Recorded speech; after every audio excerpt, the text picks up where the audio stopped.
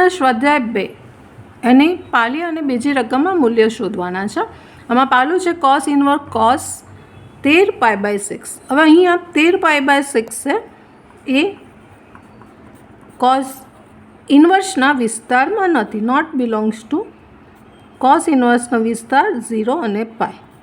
આ ખબર હોવી જોઈએ. હવે તમને આ રેડિયન માપમાં ખબર ના પડે તો એનું અંશ માપ કરીને પણ આઈડિયા આવશે કે તમને કે આ એના વિસ્તારમાં નથી. 390 થશે. 13 × 180/6 કરશો તો 390 થશે. એટલે 390 છે એ નોટ બિલોંગ્સ ટુ 0, સૌવૃત્ત અંતરાલ 180.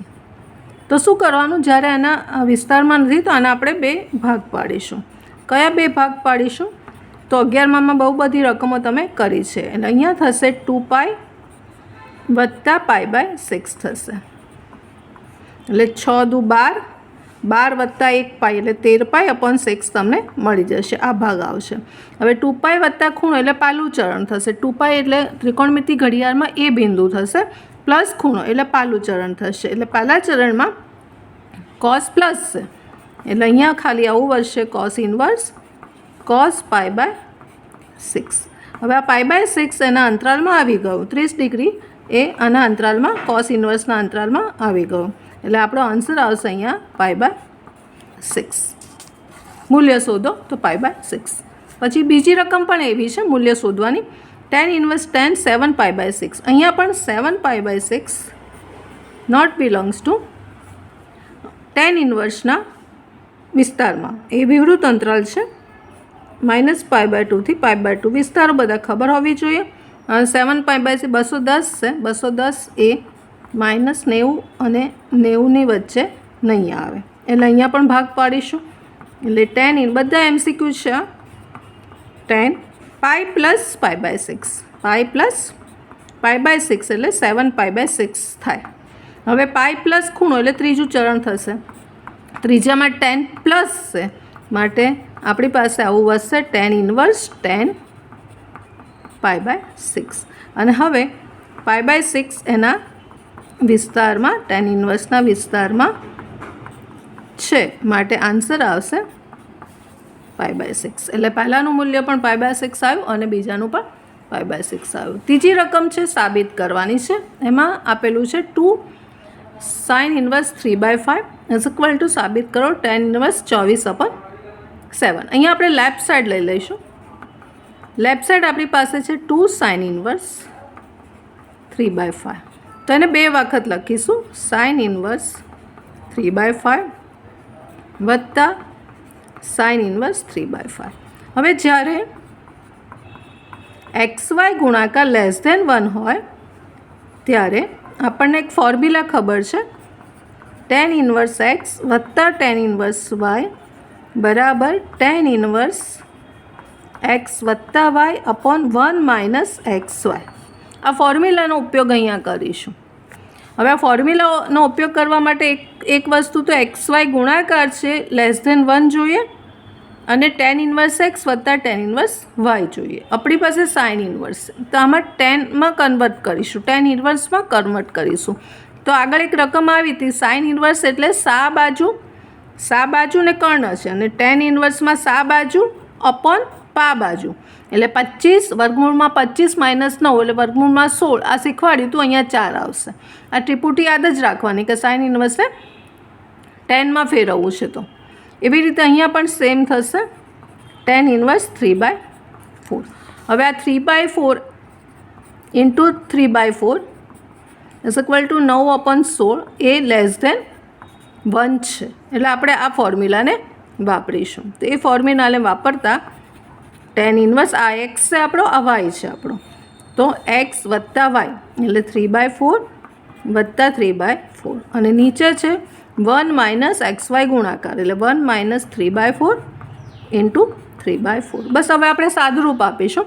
તો સાદુરૂપમાં છેદ આપણે આનો જ રાખીશું. એટલે 4 × 12 4 × 12 કરીને નીચે 16 લખીશું સાદુરૂપમાં.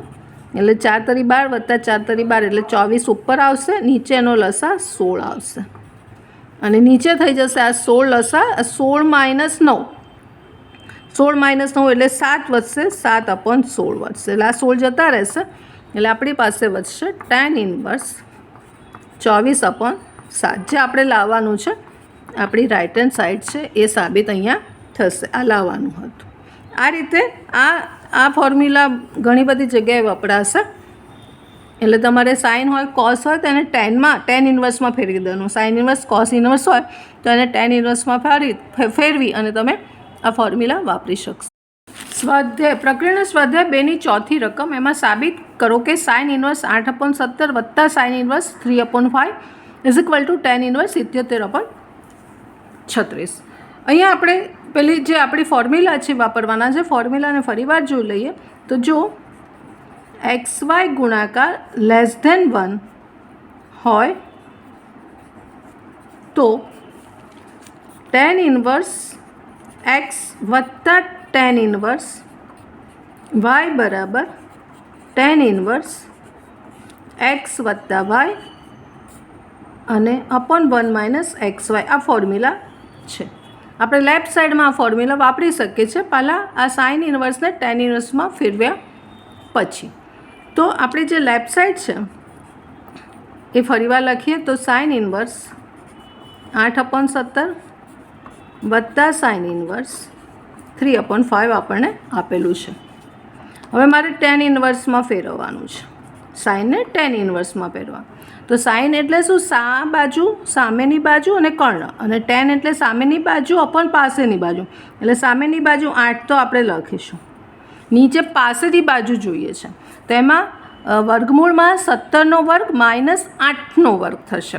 એટલે મને પાસેની બાજુ મળશે. એટલે પાસેની બાજુ બરાબર 17નો વર્ગ 289 એટલે 289 અને 8નો વર્ગ 64 એટલે 225 અહીંયા વધશે. એટલે 225નું વર્ગમૂળ જશે એટલે પાસેની બાજુ મળશે 15. એટલે તમારો આ એક ત્રિપુટી યાદ જ રાખવાની છે, 8, 15 અને 17 વાળી. એટલે એ કામ આવશે કાટકોણ ત્રિકોણની. પછી અહીંયા આપણે જોઈએ તો આ સહેલી ત્રિપુટી તમને ખબર છે, સાઇન ઇન્વર્સ છે અને મારે ટેન ઇન્વર્સમાં કન્વર્ટ કરવાનું છે. ટેન ઇન્વર્સ તો આપણી પાસે જે 3/5 છે એટલે 3 એટલે સામેની બાજુ છે. ટેન ઇન્વર્સ અહીંયા સામે અપોન પાસે સા એટલે 3 છે અને પાસે એટલે 25 - 9 વર્ગમૂળમાં. એટલે 25માંથી 9 જશે, 16 રહેશે એટલે 4 વધશે. એટલે આ એક ત્રિપુટી છે 3, 4 અને 5. આ જોડે જોડે યાદ રાખવાની, નોટમાં લખતા જજો. આ ત્રિપુટી યાદ રાખવાની છે. એટલે ટેન ઇન્વર્સમાં આવી ગયું. આ આપણો એક્સ આ વાય છે. હવે આ ફોર્મ્યુલા મારે વાપરવી છે તો XY ગુણાકાર <1 જોઈએ. તો આપણો 8/15 ગુણ્યા 3/4 છે. એટલે 8 તરી 24/60, 15 ચોક 60 <1 થશે. <1 થશે માટે આ ફોર્મ્યુલા આપણે વાપરીશું. એટલે આપણને આ ફોર્મ્યુલા વાપરતા ટેન ઇન્વર્સ કૌંસમાં x એટલે 8/15 વત્તા y એટલે 3/4 અને નીચે આવશે 1 - XY ગુણાકાર XY એટલે 8/15 ગુણ્યા 3/4. ક્યારે છેદ અહીંયા ઉડાડવો નહીં, આપણે લસા સરખો થશે એ ઉડાડી દઈશું. હવે સાદુરૂપ આપીએ તો ટેન ઇન્વર્સ 8 ચોક 32, 15 તરી 45, નીચે આવશે 15 ચોક 60 લસા. એની નીચે આપણી પાસે આવશે 15 ચોક 60 માઇનસ 8 તરી 24 અને નીચે આવશે 60. આ 60 ઉડી જશે અને બાકીનું સાદુરૂપ આપીએ તો ટેન ઇન્વર્સ ઉપર વધશે 32 અને 45 77 થશે અને નીચે 60માંથી 24 થશે તો 36 થશે. 60માંથી 24 થશે 36 થશે. આ આપણી રાઇટ હેન્ડ સાઈડ છે. આ રીતે આ દાખલો સાબિત થશે. 77/36.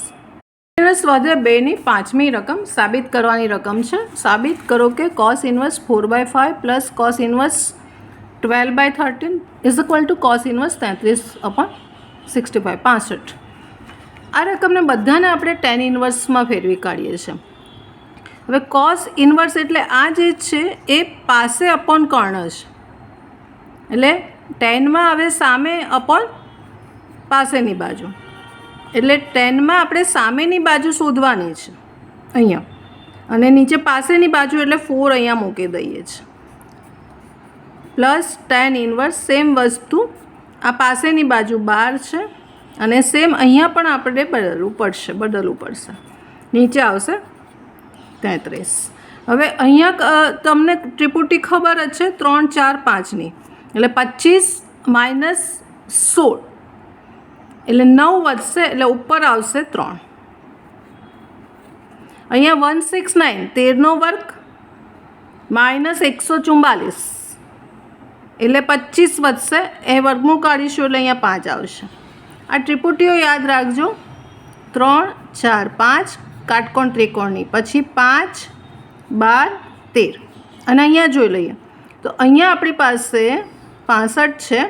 આપણે સામેની બાજુ જોઈએ છે તો સામેની બાજુ એટલે કર્ણનો વર્ગ માઇનસ પાસેની બાજુનો વર્ગ એટલે કર્ણ આપણો છે 65 65 તો 65નો વર્ગ લખવાનો છે એટલે એ આવશે 42 25 માઇનસ પાસેની બાજુ તો 33નો વર્ગ તો 1089 આવશે. હવે એનું સાદુરૂપ આપશો તો 31 36 આવશે જે 56નું વર્ગમૂળ છે એટલે અહીંયા આવશે 56. એટલે એક ત્રિપુટી યાદ રાખજો કે 33 56 અને 65 33 56 અને 65 આ થોડી ત્રિપુટી જે છે કાટકોણ ત્રિકોણ યાદ રાખશો તો આ તમને ખૂબ આ ગણતરી કરવી પડશે નહીં. આવી બધી અહીંયા જે કરીએ આપણે તમે તરત જ એને મૂકી શકશો અને બાકી ખબર છે કોસ હોય એટલે પા અપોન કર્ણ હોય, સાઇન હોય તો સા અપોન કર્ણ હોય અને ટેન હોય તો સામેની બાજુઓ પણ પાસેની બાજુ હોય. આ રીતે આપણે અહીંયા કરીશું. હવે લેફ્ટ સાઈડથી રાઈટ સાઈડ સાબિત કરીશું. તો લેફ્ટ સાઈડમાં એક્સ અને વાય છે તે ગુણાકાર પહેલાં જોઈ લઈએ. ધારો કે એક્સ વાય ગુણાકાર જોઈ લઈએ તો 3/4 ઇન્ટુ 5 પહેલાં ચેક કરી લેવાનું એટલે ઉપર આવશે 15 અને 12 ચોક 48 એ 1થી નાનો છે બરાબર, નીચે છેદ મોટો જ છે. આ 1થી નાનું છે એટલે આપણે લેફ્ટ સાઈડમાં એ જે ફોર્મ્યુલા છે એ વાપરીશું. એટલે આપણી લેફ્ટ સાઈડ છે ફરીવાર લખીએ તો tan ઇન્વર્સ 3/4 વત્તા tan ઇન્વર્સ 5/12. હવે આપણું જે ફોર્મ્યુલા છે વાપરી કાઢીએ તો tan ઇન્વર્સ આ એક્સ અને વાય છે તો એક્સ વત્તા વાય એટલે 3/4 પ્લસ 5/12 અને નીચે આવશે 1 માઇનસ 3/4 ઇન્ટુ 5/12 એક્સ વત્તા y 1 minus x into y. હવે સાદુરૂપ આપીશું તો સાદુરૂપ આપીશું તો ઉપર 12 તરી 36 છેદ ઉડાડીશું નહીં અને 5 ચોક 20 અને નીચે આવશે 12 ચોક 48 એનો લસા. એવી રીતે નીચે આવશે 12 ચોક 48 માઇનસ 3 ગુણ્યા 5 એટલે 15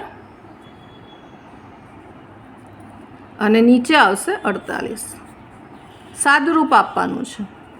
હવે 48 ઉડી જશે અને બાકીનું વધીએ લખી કાઢીએ તો tan ઇન્વર્સ ઉપર રહેશે 36 વત્તા 20 56 અને નીચે 48માંથી 15 જશે તો 33 વધશે જે આપણી રાઈટ સાઈડ છે. આ રીતે દાખલો ફોર્મ્યુલાનો ઉપયોગ કરી અને કરવાનો છે. tan ઇન્વર્સમાં ફેરવી દો. ફોર્મ્યુલા વાપરવા માટે XY ગુણાકાર ચેક કરી લેવાનો.